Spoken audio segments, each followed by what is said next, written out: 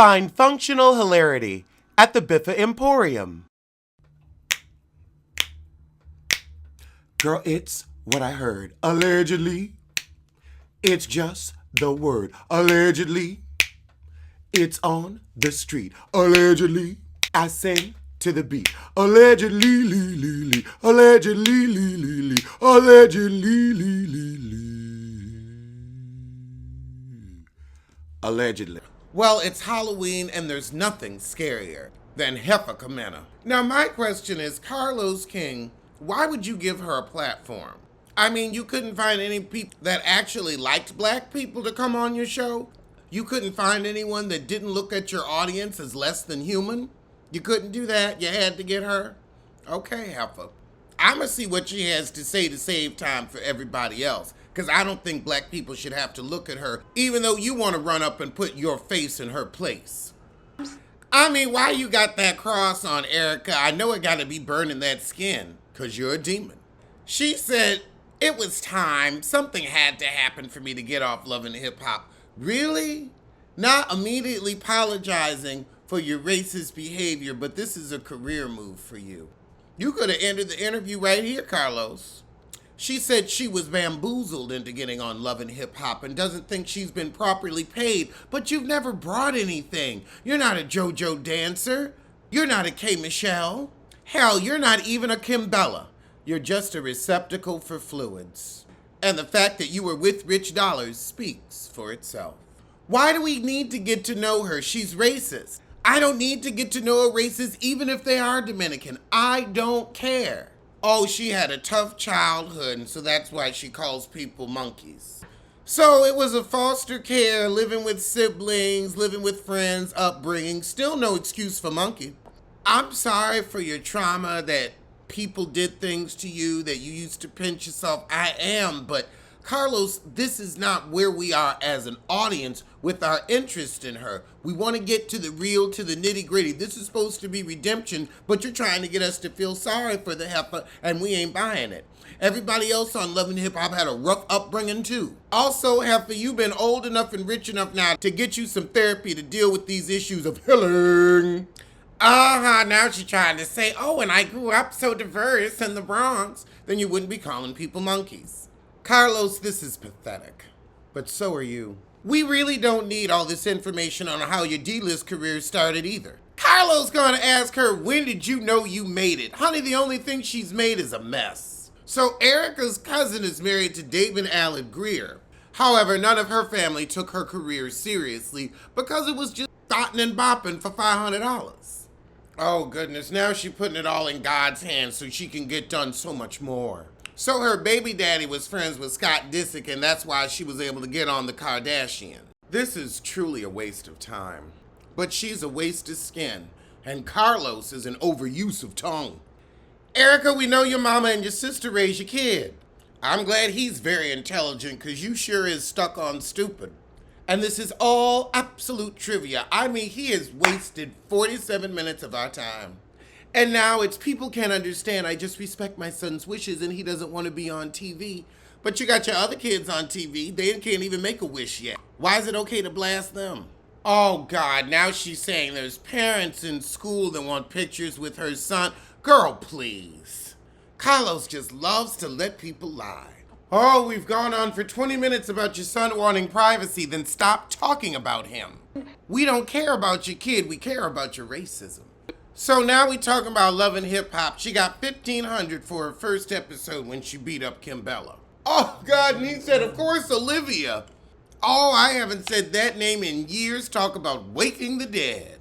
So she says Erica Mena paved the way for her getting on Love and Hip Hop by being on Hoop Dreams and Heifer.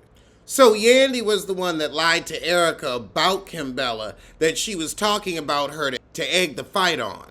So Erica was working for $40 a day for years. And that's all she's worth. Now we're talking about her whole antics, from trying to steal DJ Envy to gyrating with Safari to get his schlong shekel.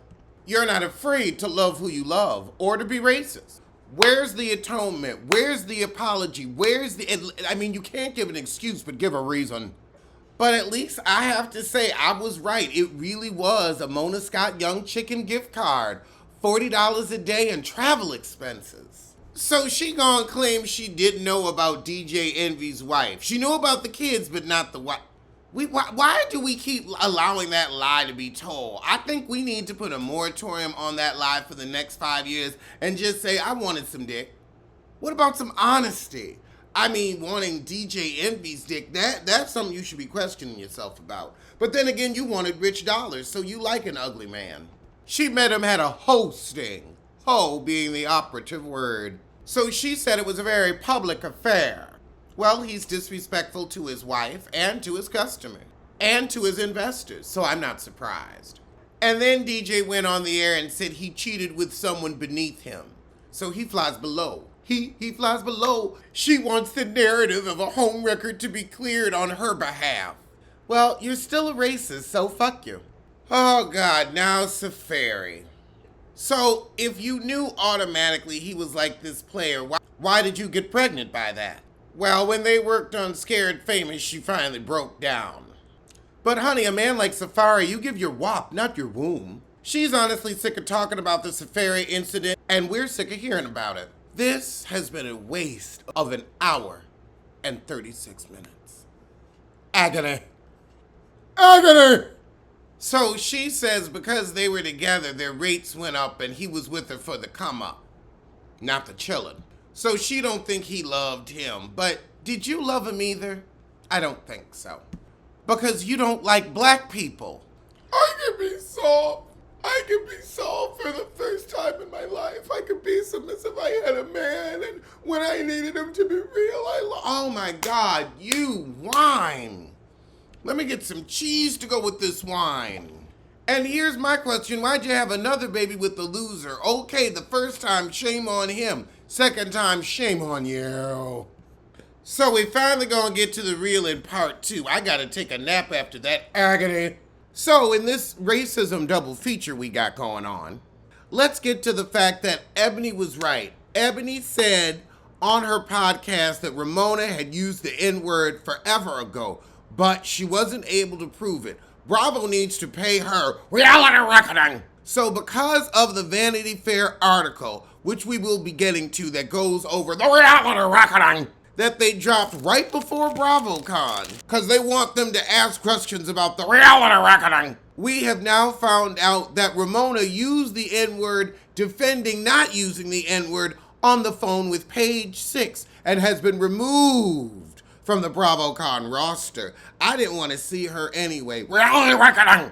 God, I know Ankle Frankel is so happy now.